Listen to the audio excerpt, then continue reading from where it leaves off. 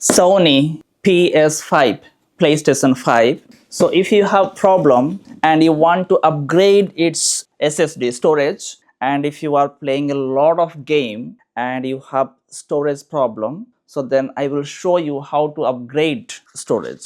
So please come here. I want to show you the complete operation process so that you will get clear idea how to upgrade the storage. So this is the disk drive, right? So we can fix here. So this is the position we will fix. I have already disconnected and I will show you how to connect this one. Now this is the storage. So this is NVMe, right? 512 gigabyte, right? So then this is the location. You have to unscrew here. Then once you unscrew, then so this is the way, right? So this is the location. You need to install your storage, right? So here one screw, you have to unscrew this one.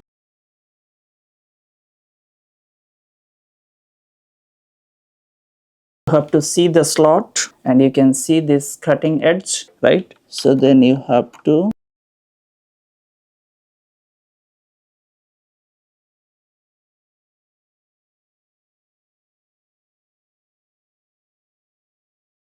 okay, it is done now. So this is the disk drive, right? Then when you fix the disk drive,